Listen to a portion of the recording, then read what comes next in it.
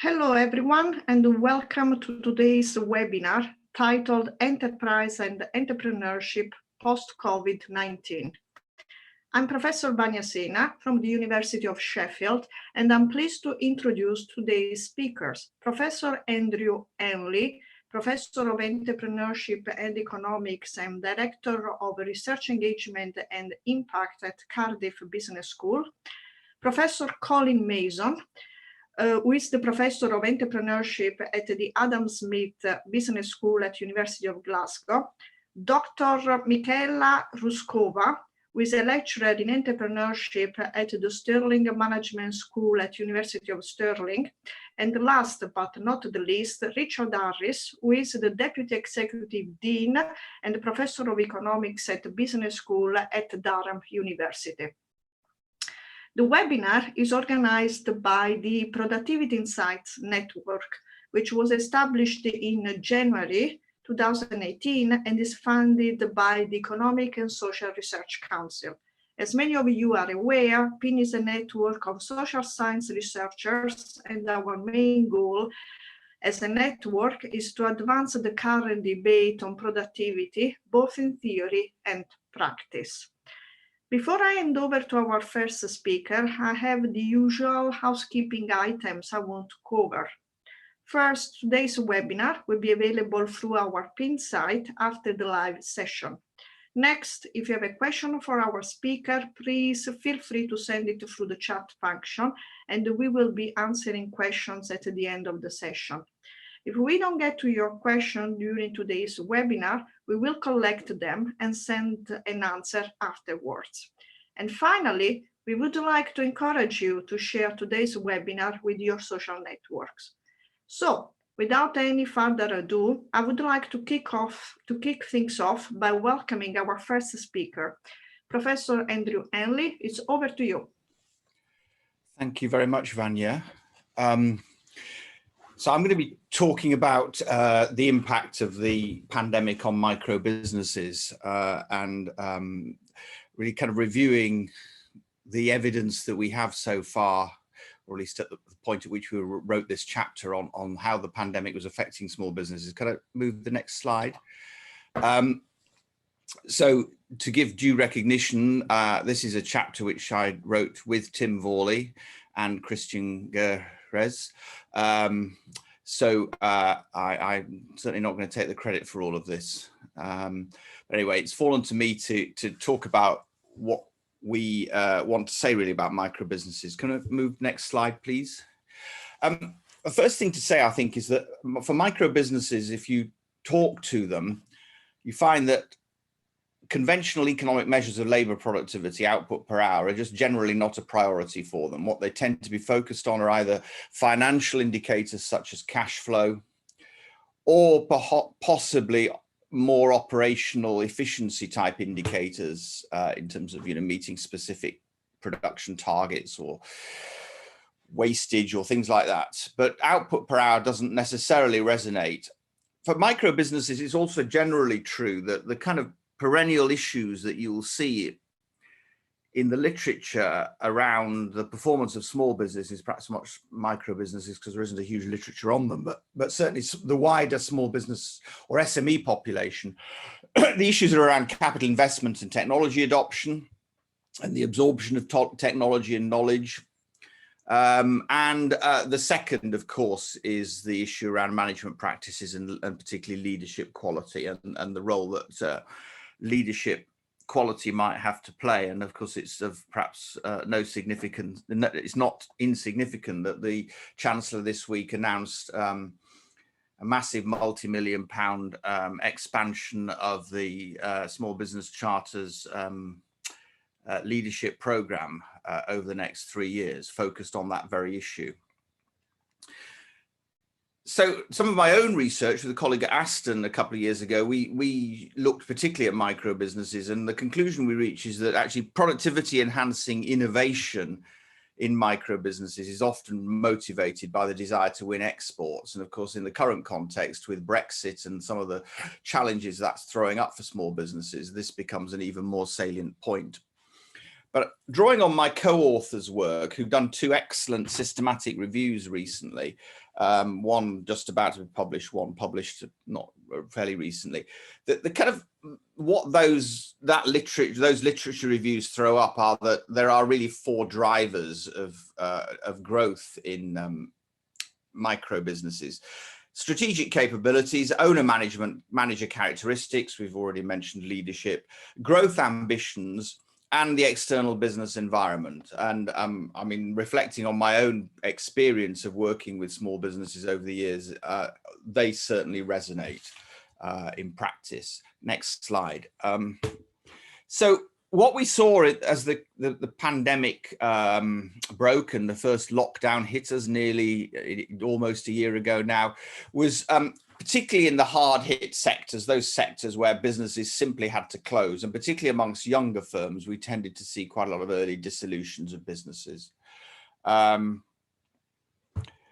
that was really that, the businesses, even though there was financial support out there, there were loans available and much increased financial facilities made available to micro businesses. For many of them, it was a case of saying, I'm not going to survive this. We're already, we're struggling. We haven't got a lot of cash in the business. We haven't been going very long and not very well established. We'll give up. Now, the ONS has been doing regular surveys, its coronavirus business surveys on a weekly, fortnightly basis throughout the pandemic. And a lot of that early data was suggesting that although there were turnover reductions in small businesses, and in many cases those were bad, they were perhaps not as bad as you might have anticipated early on in the lockdown, thinking, well, maybe 50% of the micro business population are actually furloughing all their staff and literally doing nothing. That wasn't the case. A lot of activity continued. But there was widespread use of furloughing. I mean, the data suggests that about 78% of SMEs a month into the initial lockdown were using the furloughing scheme. The furloughing scheme has been, businesses have been gradually winding out of that, partly because they may well have been simply making staff redundant, but in other cases because they managed to find ways of coping with the current crisis, putting in place social distancing and health protection for workforces and continuing to allow them to work. But we do know that there are sectors, of course, non-essential retail, hospitality, leisure, creatives, where, of course, activity now is still at a standstill. And there are specific difficulties, particularly for the self-employed sole traders, but I won't say much more about that. If you're interested in them, then please look up the project that I'm doing with colleagues at Southampton and the Open University on the self-employed. And there are some success stories, but really only for a minority of businesses. Next slide. So what we see, and this is really based around survey work that my co-authors were doing at the time from Sheffield with rapid telephone surveys of small businesses.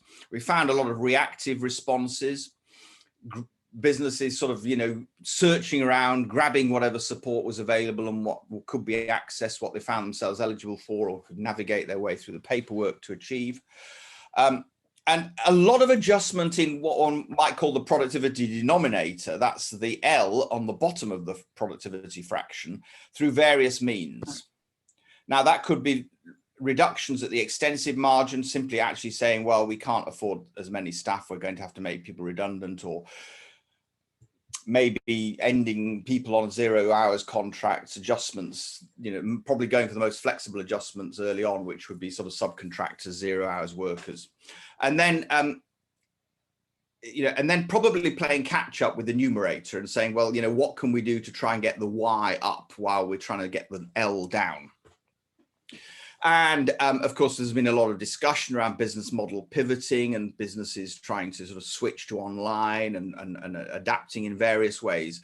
I think a lot of this was sort of, trying to get cash into businesses rather than necessarily sort of full scale rethinking of what they do. I mean, there are examples out there of, drinks companies pivoting to produce hand sanitizer, things like that. But in many cases, retailing, businesses, it would be switching to online or home delivery and quickly setting up on e-commerce facilities or in order to try and keep going, keep cash in the business, particularly small family businesses, keep some money flowing in. And it all depends really very much on context. But the main thing I think we can probably conclude is that the debilitating effects of uncertainty were very high, and I think they continue to be very high. If you listen to firms, micro business owners talking in the media, the one thing that you pick up really behind all of this is just the continuing uncertainty about when they will be able to carry on, start trading again, or start trading normally. When will these restrictions end? Next slide. So back to these different growth drivers. I mean, focusing on capabilities for the moment and thinking about wider implications and recovery prospects. So the issue here is the extent to which these firms are going to be able to take long-term advantage of what we might call the digital dividend. Are these innovations temporary, or are these going to indicate permanent shifts in the behavior of businesses? And, there's a lot of commentary out there about, well, people are going to be much permanently working from home or flexibly working. People have switched to online purchasing, and that's going to remain a permanent feature of the retail landscape. We don't know at the moment. We can speculate. In terms of owner-manager skills, skills and resilience will be critically important. They are critically important. They have been over the last year, and they will continue to do so. And so I made my observation about the priority that the government seems to have put into small business leadership skills, and that's to be welcomed. Although, of course, it's fair to say that that program costing millions will reach 30,000 businesses. 30,000 small businesses is only a tiny fraction of the total. And growth ambitions. I think to continue to grow, firms will need to continue to have access to ready and cheap finance, and the permissiveness in the business finance financing regime will continue to be an important factor going forward. And in terms of the business environment, there's a lot one could say here. And we could spend the rest of the morning talking about, exactly the positioning of the Chancellor's recent budget statement in terms of investment and demand and things like that. Final demand will be important. How the scale of any sort of consumer spending bounce back, pent up spending, people saving money will be important. But of course, there are a lot of households out there who are quite stretched, and that will feed through into demand conditions. Supply chains have been quite fragile. These supply chains need to be re-established, and small businesses able to return to their positions within them. And I made the comment early on about the importance of exporting as a driver of innovation and then productivity, and that's the kind of causal chain we identified in the research we did on micro businesses a couple of years ago, that it is the desire to win export markets that encourages firms to innovate, and that in turn generates productivity gains. And with the current uncertainty around particularly for small businesses, where these are discrete fixed costs, often it's more easy for large firms to absorb these sorts of adjustment costs and to get in place the processes they need in order to navigate through all of the paperwork and the new regulatory stuff they have to deal with. But for small businesses, this represents a very significant fixed cost, and getting their way through that may mean that some businesses for the moment will actually we know they're giving up exporting, and it will be quite concerning if that remains for the reasons I've explained. In terms of productivity enhancement, it will be very concerning if these small businesses who've given up exporting do that permanently. I think next slide, can't remember now whether that's it. So that's all I've got to say, and I'm happy to now hand over to Colin. Thank you very much, Andy. Okay. Colin, you want to give a start? Okay, right. If I could have my next slide, please. Okay, thanks so much. I'm conscious of watching the time. The context is financing entrepreneurial activity. There's a strong narrative that ambitious entrepreneurs will drive the economic recovery from COVID-19. companies, entrepreneurs who create scaling businesses will create jobs, will create economic growth, and also will enhance productivity. There's a strong association between scaling businesses and productive businesses. Now, by no means every business that scales needs to raise external finance, but it's clear that for many businesses that want to scale, particularly because they're having to grow ahead of revenue, they need to raise external finance, risk capital, venture capital, whatever you want to call it. And so there's a real concern that, particularly in the early months of COVID, that the availability of risk capital would decline, and that would make it harder for entrepreneurs to start and grow their businesses. And I looked in my chapter specifically at business angel investments. We'll go to the next slide, please. When we think about risk finance, we tend to think about venture capital, and that's where most of the publicity is, that's where most of the data is available. But generally, venture capital firms come in to help companies to scale, not to get them to, not at the startup stage. Business angels play this critical role in the startup ecosystem by being the first external funders of businesses. Business angels are high net worth individuals, typically successful entrepreneurs or people with a successful business career who invest a small amount of their personal wealth in supporting businesses at the startup or early growth stage. They're at the start of the entrepreneurial pipeline. It's suggested perhaps that business angels make about 20 times as many investments as venture capitalists do. So if you don't have finance at this early stage of the pipeline, you're not going to get growth later on. There won't be as many businesses needing venture capital. So they're critical. Moreover, they provide not just money, they provide smart money. As I say, the majority of business angels are successful entrepreneurs. They've been there, done that, got the t-shirt. So they've got all this knowledge, networks, empathy that they can provide to their investee businesses, as well as just the money. And I say the financing of businesses cannot be thought of as a kind of relay race. The founders and their family and friends, the 3 Fs, put in money to begin with to get the business going, maybe some public funding and grants and so on. Then business angels come in once there's a kind of a bit of evidence of traction to help the business to grow, and then venture capitalists come in after that. If business angel investment if has declined during COVID, just to quote one key stakeholder, it would have a massive impact on the startup economy in Europe. Indeed, if angel investing breaks down, you break down the whole pipeline of development. The relay race doesn't get going. Next slide, please. So, COVID has certainly created uncertainty. There's a typo there. Business angels the COVID has certainly created uncertainty for business angels. First of all, uncertainty about what would be the effect on their existing investee businesses. Would they need more finance to see them through the challenges of the crisis and the uncertainty? So, should business angels stop making new investments and conserve their cash for their existing portfolio? Second risk is, again, back to this relay race metaphor. What about those businesses in business angels' portfolios that they're expected to go on and raise finance from venture capitalists? Will that be possible, or will business angels have to commit further rounds of finance themselves? Will business angels be able to kind of ultimately sell their businesses and therefore cash to reinvest? And then the whole switch to kind of virtual meetings.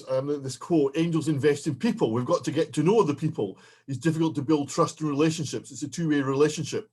It's difficult to see this and see how this can be overcome. Now, the business angels, certainly in the early stages of COVID, were very uncomfortable with the idea of investing in an entrepreneur that they had never met. Angel investing is a relationship business. Hence, they really had two options: only to invest where there was already a personal relationship, either an investee businesses that they would support again, or investing in a business where part of somebody in their network has already invested.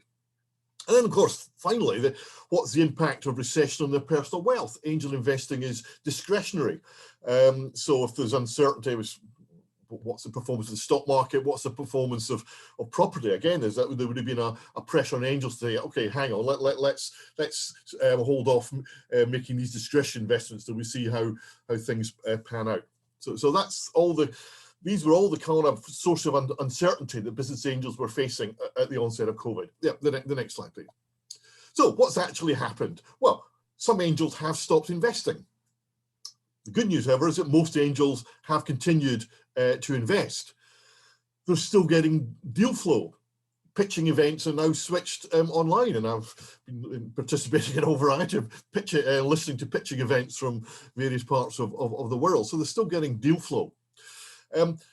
Overall, however, although angels have continued to invest, there's been a decline in overall investment activity by angels, both number of deals and amounts invested.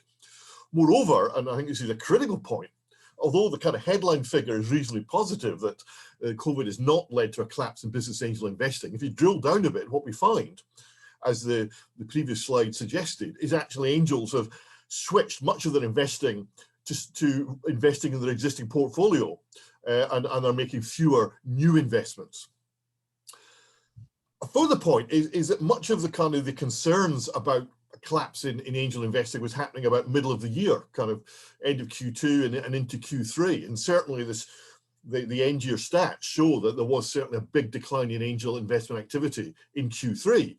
Perhaps not surprising, because given the time lag in kind of seeing a deal, go through the investment process and investing, that's maybe a kind of 2-3 month process. So angels wouldn't have been getting the deal flow in Q2 to make investments in Q3. However, as we roll the clock forward, so this takes us beyond the chapter, we're actually seeing some kind of stability. So Q4 didn't decline any further. Indeed, some suggestion was an element of recovery in angel investing in Q4, partly because uncertainty was falling, and angels were getting more comfortable with doing investment digitally. But what we also have seen is a change in the investment criteria. Things that perhaps were less important pre-COVID in an angel's investment decision have now become more significant. How much financial runway does the business have? What's its runway source? What's its revenue generation model? And of course, switching to sectors that have benefited from COVID. So the next slide. So what should government do? Well, perhaps there's less pressure on government to respond now, as we've seen kind of evidence of recovery by the end of the year. But there's a whole panoply of support measures that governments have and continue to use to support business angels. There's tax incentives, giving angels tax incentives to invest, because it's risk funding. Only about 20% of angel investments actually make any return. Well, the UK already has a very generous set of tax incentives for business angels. So it's difficult to see what more could be done, and there is also certain downsides of tax incentives. We have co-investment schemes where government funds co-invest alongside business angels, and that's very effective in kind of leveraging business angel funding. So a £250,000 investment can become a £500,000 investment. The trouble is that most of these schemes are designed simply to follow what business angels invest in. So if business angels are investing in follow-on, that's where the co-investment money goes as well. So that's an issue there. There's certainly been calls for, we're getting more technical now, into convertible debt instruments. In other words, allowing angels to put in debt money, first of all, that then converts into equity at a later point. The UK Forward Fund was designed specifically to do this, but it very much favoured venture capitalists rather than business angels, and it wasn't compatible with the tax incentives. There's certainly an argument for increasing the supply of non-diluted finance, so grants and other kinds of non-equity funding, non-debt funding, to help businesses kind of become more investable. Because business angels typically don't invest in ideas; they want to see something tangible. They want to see some metrics before they'll invest. So anything that can help a business to kind of progress further without before they raise equity funding is beneficial, both to the business, because it means the entrepreneur doesn't dilute as much, and also it makes them more investable for businesses.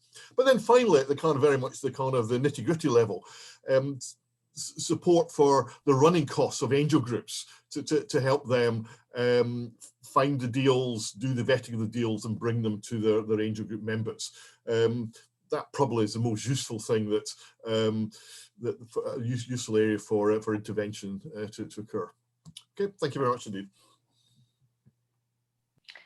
Thank you, Colin. It was very interesting, and I will now pass it to Michaela. Good morning, everybody. My name is Michaela Hrushkova, and I'm going to talk to you about a book chapter about the impact of COVID-19 on entrepreneurial ecosystems. Professor Colin Mason and we wrote this chapter because we were concerned about several potential threats to entrepreneurial activity. Now, in particular, we were concerned about a decrease in company sales revenue, decline in the availability of equity financing, and also a reduction of personal interactions and networking within entrepreneurial communities. Now, specifically, we looked at entrepreneurial ecosystems, which are essentially a support framework for the creation and growth of innovative companies. And as Colin mentioned, entrepreneurial activity will play an important role in driving the recovery from the economic crisis that has been created by the coronavirus pandemic. Next slide, please. Now we're looking at entrepreneurial ecosystems, which essentially comprise a range of interconnected actors, organizations, institutions, and processes, which generally support entrepreneurship. And in our book chapter, we decided to break these key ecosystem components. So we decided to break down ecosystem into their key components, and we then considered how ecosystems, their elements, and generally entrepreneurial activity may be impacted by COVID-19. Next slide, please. So let's look at the different components one at a time. Well, first and foremost, as Colin already mentioned earlier, there is evidence that there has been a decline in the availability of seed and startup finance from both business angels and venture capitalist funds.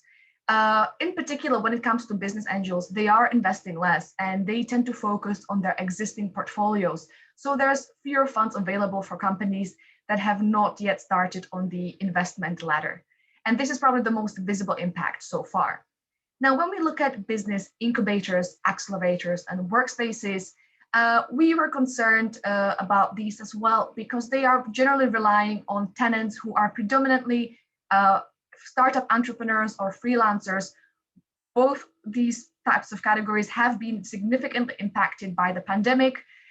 They may have run out of cash, they may have had to work from home due to social distancing measures, and generally these types of workspaces have been impacted by the way they've designed their business models, which was very much about short rental agreements, and as such they have been threatened by the pandemic.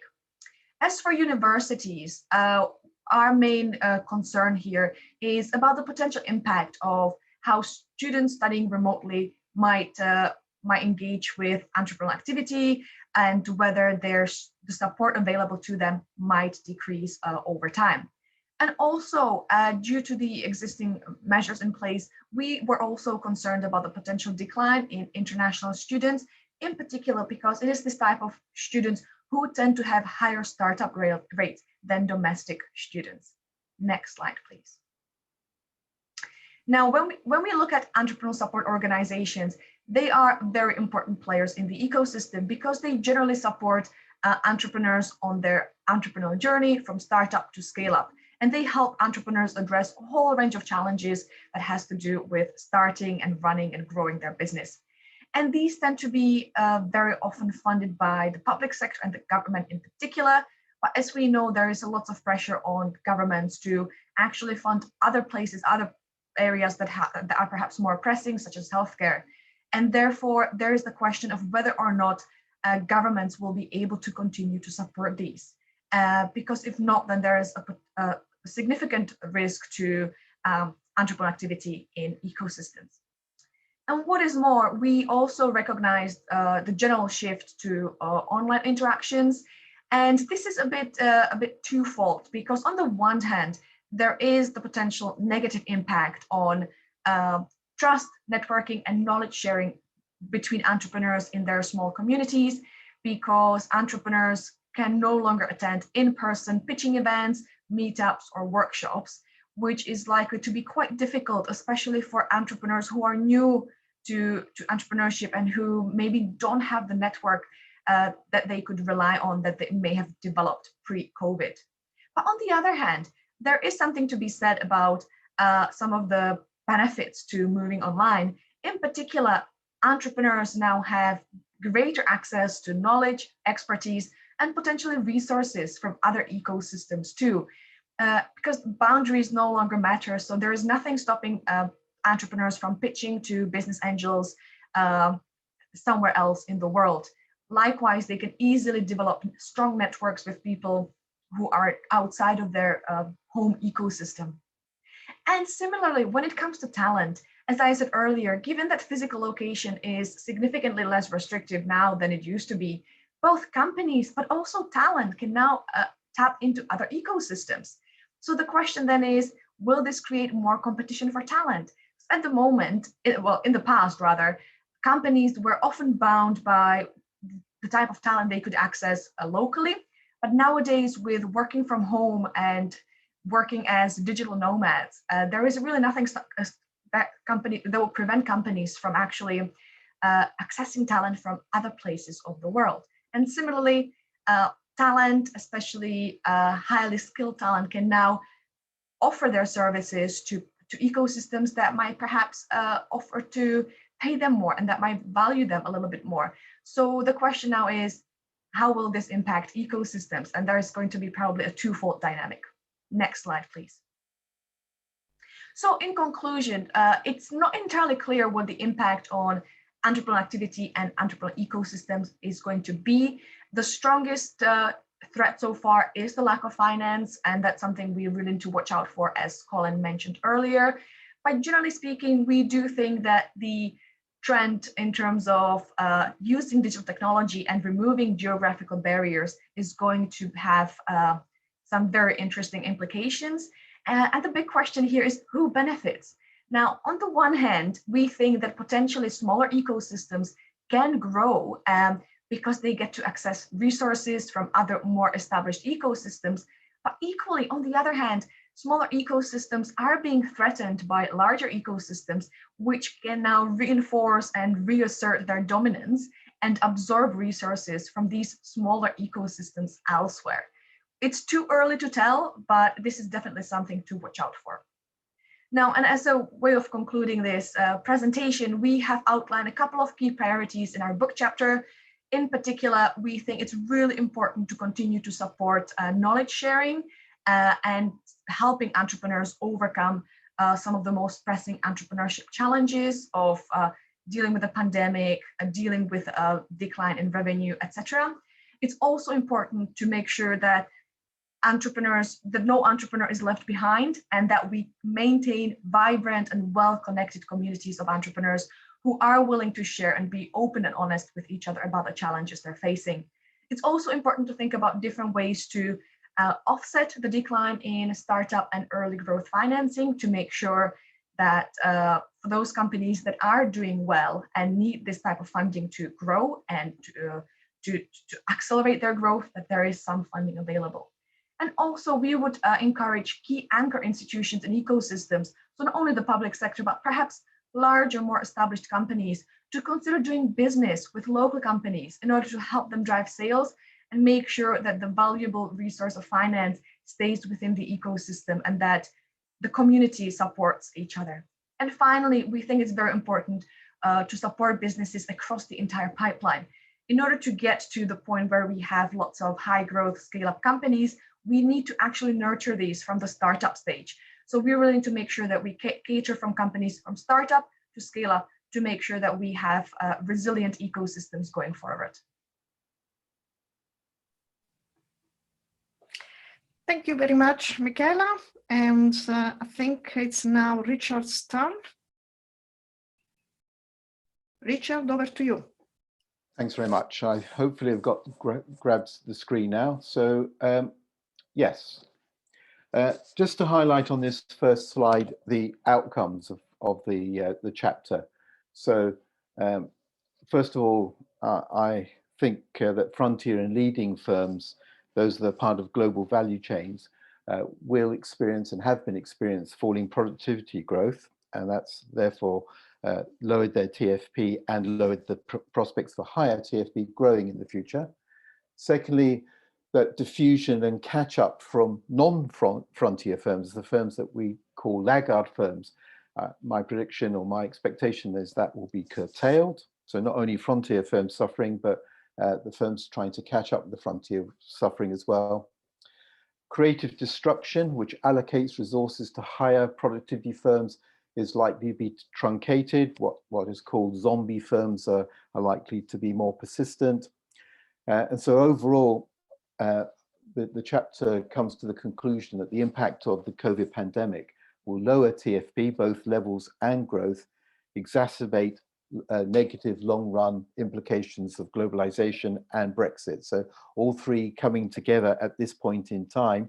Globalization obviously being a longer-term trend, but obviously, with trade wars and so on that have been more recently prevalent, all three together is the triple whammy that is not going to be good for productivity. So let me go through a bit more detail.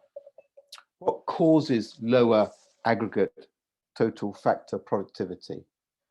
Well, first of all, frontier firms are not among the global leaders in their industry. So if you don't have enough in your country, your region, your locality, these frontier firms, if they're not part of the global leadership in their industry, then TFP will be lower. Such firms are part of global value chains. That's why they're frontier firms, because they are part of that. They tend therefore to be multinational companies.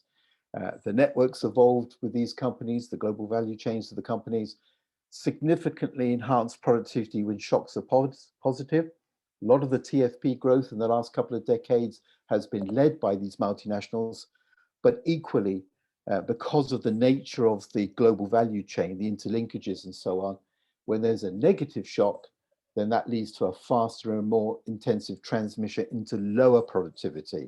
So that's where we are at the moment. I'm not really going to say much more at all about frontier firms in terms of TFP outcome.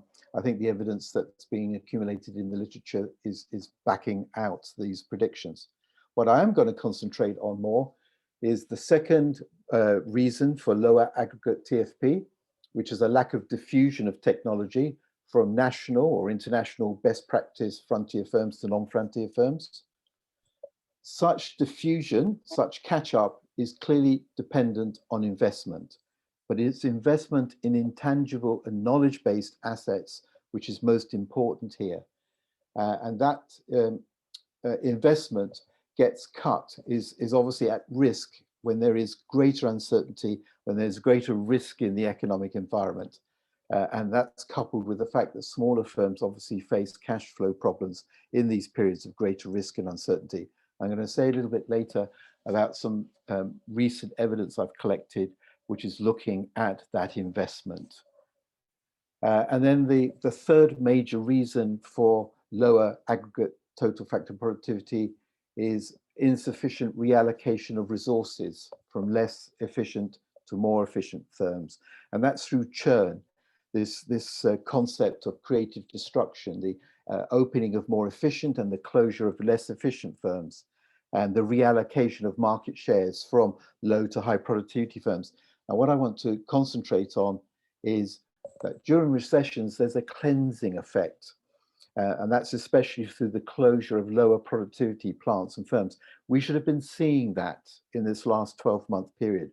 We should have seen a higher level of closure of lower productivity firms, a contribution to the cleansing effect, a contribution to the Schumpeterian creative destruction. So what has happened? Will government supply side inventions truncate the cleansing effect? Let's take that one first.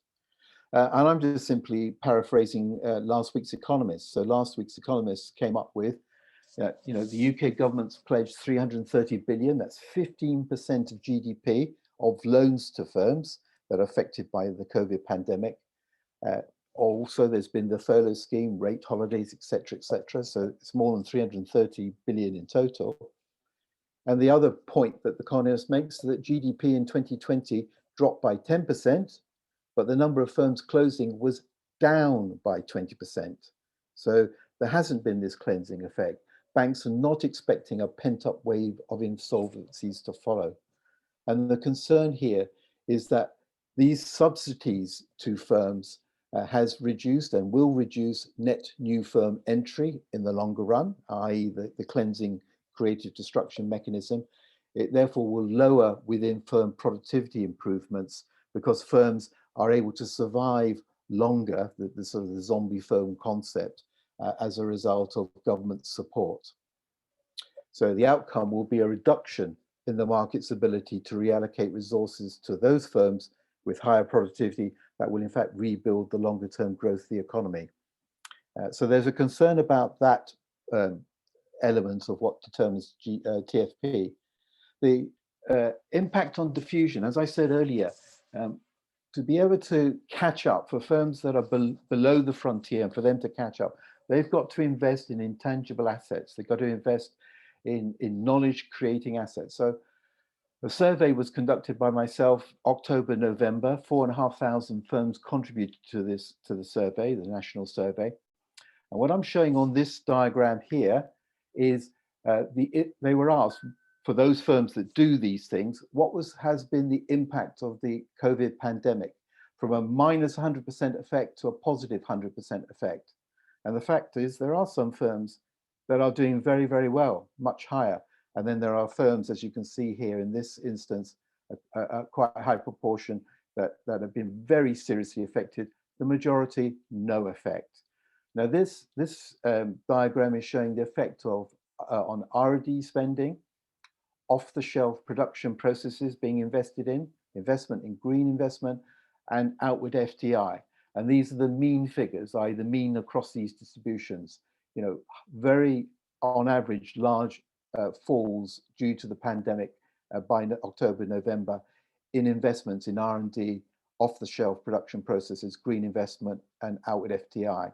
So significant reductions in these intangible knowledge creation assets. But there was another set of investments that have had very little negative impact. You can see the majority of impact for firms that are doing these activities before the pandemic was that the impact of the pandemic was zero, didn't have any new particular effect. And that was in the case of new investments in products and services, so product innovation, process innovation, investment in ICT. In fact, you know, a very small negative of overall. Exporting, you know, generally not much of an effect. New business practices, again, not much of an effect. And the use of external finance, indicating ability to obtain that finance, in fact, slightly higher on average. So, you know, for a number of these investments, no particular impact. The previous slide. Now, of course, what this is not showing is, in fact, that there's a huge distribution in the outcome across industries. The figures I gave you cover the whole of industrial sector. I've just picked up here the impact of C-19 of COVID on R&D expenditure. And here, breaking down the effect across 4 different industries with big differences. So the blue line is the food and beverage services. The mean effect is 54% reduction in spending on R&D in food and beverage. You can see that, you know, the diagram is mostly in this negative range here. Travel related, well, that's almost collapsed, 76% reduction in travel related, not surprising because, well, we're not doing it, are we? And therefore they're not investing in the future. But computer programming, mostly a negative impact, but some positive gains in that area. And the other one there that I've picked out is other manufacturing, which is a bit in the mid-range. So declines in intangible investments in certain areas, but very, very significant differences across industries in the impact that they have sustained through the COVID-19 pandemic. Thank you.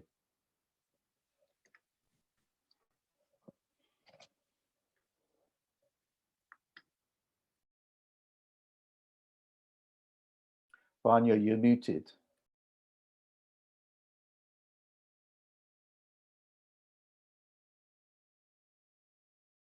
Vanya, you're still muted. Yes, here I am. Apologies. Thank you very much, Richard. I think we can open the floor for questions. And in the Q&A chat function, there are a few questions. So first of all, there is a question from Maxim for Andrew, and it's about the digital dividend and whether it has been measured. And importantly, what would it be? What would it cover? And Andrew, if you wanted to answer this. Yeah, thanks very much. There was an earlier question actually about whether there are other interventions that could better support smaller micro businesses, which I've sort of tried to answer, but in some extent evaded, because I think if you're listening to Richard, you see that a lot of the kind of policy interventions you might think about could well be counterproductive in productivity terms, because what we're effectively doing is delaying the shakeout and perpetuating the tale of zombie firms. But in terms of this one around what do we mean by the digital dividend? Well, I mean, I think, you know, this is to do with building intangible capital, I think, and which Richard's already been talking about. But if I could, this hasn't happened in a vacuum. Firms picked using IT. I mean, this is effectively what the pandemic has done, is probably to accelerate a process that was already well underway. So, for example, colleagues of mine in Cardiff have had a project which has recently come to an end, which was monitoring broadband adoption in the SME population in Wales over the previous 3 years, and it was showing a steady uptake, steady increase in the use of digital for a variety of ways. I mean, majority would be around e-commerce, but to some extent around business networking and communications. But I mean, the obvious point is that that depends on hard infrastructure, and I think the UK has probably made considerable progress through a variety of public and private investments in terms of the infrastructure. But of course, wiring companies up is no guarantee that they'll take advantage of it. So then there becomes the issue of skills as well. But I think, necessity has been the mother of invention over the last year or so. But I come back to the point really about whether firms will capitalize on that dividend, if you like, or whether they will, to some extent, revert back. So what are we talking about? We're really talking about things like, using technology to facilitate remote working, using technology to do what we're doing, which is remote meetings, rather and the potential efficiency savings that might come from that, or firms are already identifying, and potentially actually, of course, some wider benefits, wider public value benefits in terms of reduced carbon footprint and things.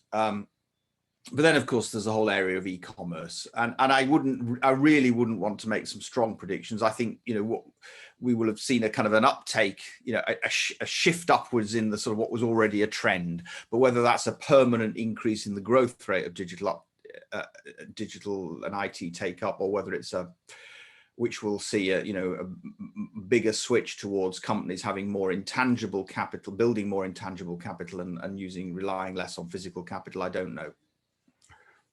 Too early to tell, as Chairman Mao would have said. Okay, thank you very much.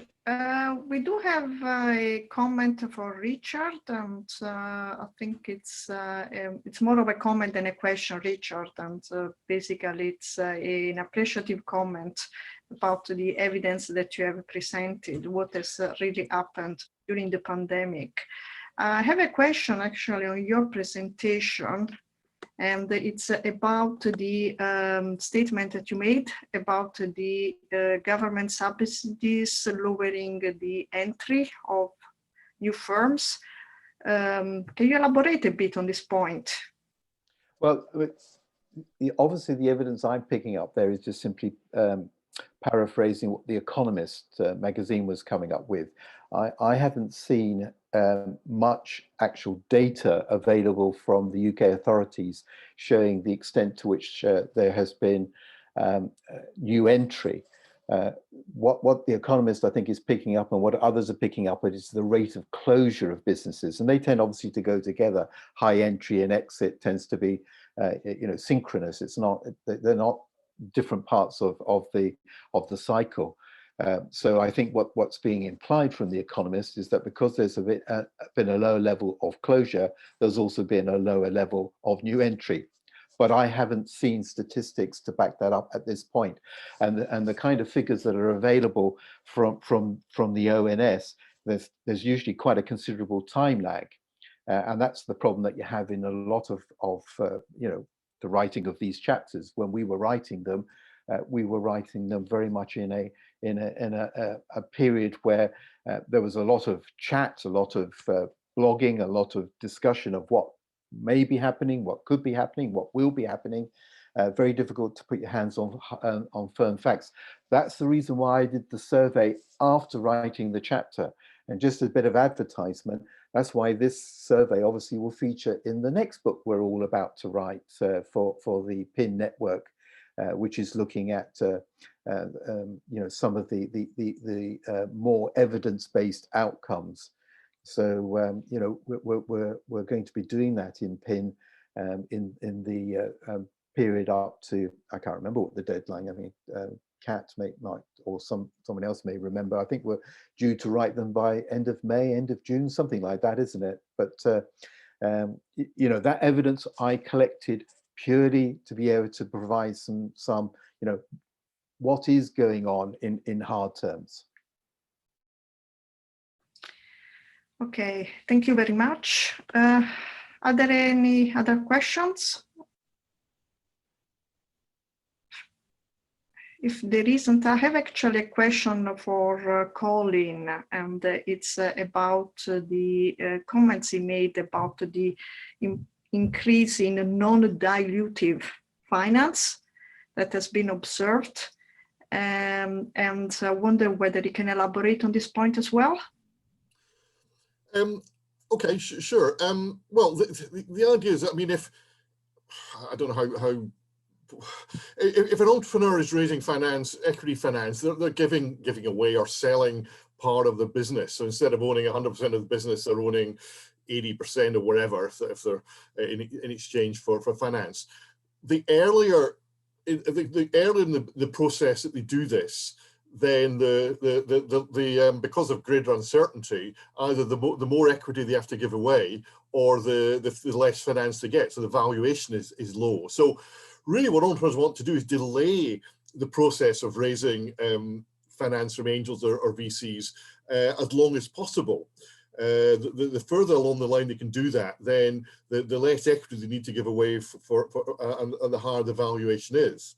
So one thing that policy can do is this with this concept of non-dilutive finance. It's basically money that goes into a business in the form of grants or whatever, that doesn't involve the entrepreneur having to kind of give away some ownership.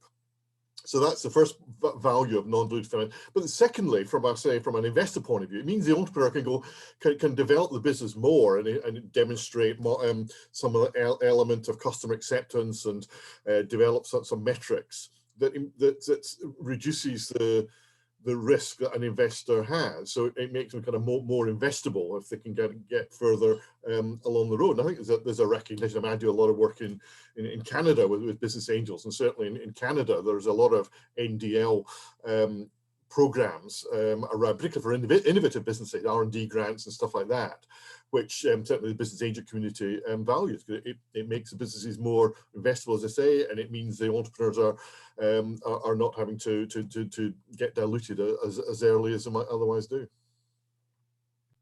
Thank you very much, Colin. I have one final question. It's for the panel, so whoever wants to answer, please feel free to do it.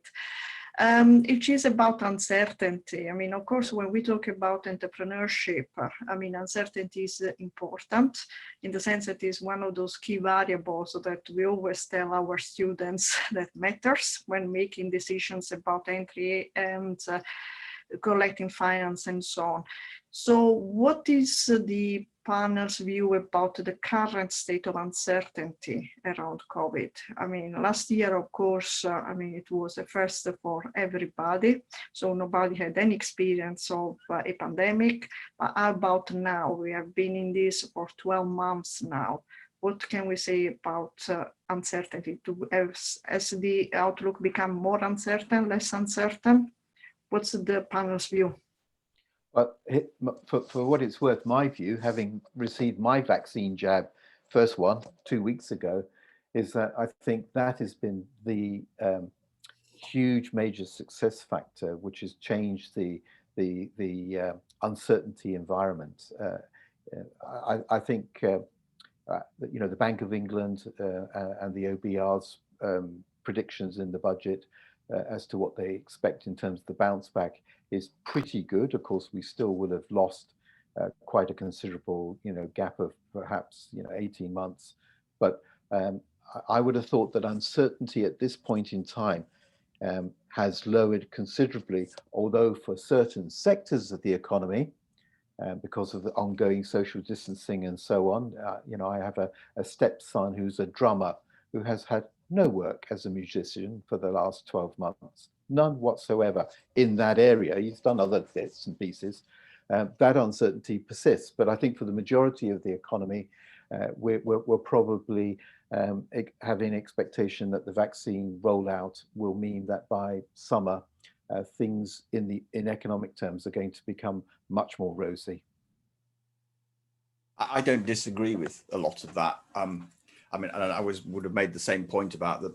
There is still a certain, you know, the uncertainty is probably reduced, but there's still quite a lot of it out there. I mean, it's clearly an issue that is exercising the Chancellor and the Treasury, because the issue is that there are companies out there sitting on large mountains of cash, and that's why effectively the impact of the budget this week was to really try and punish firms that carry on doing that and saying, look, you can sit on your cash, you'll earn nothing, possibly even negative returns on it.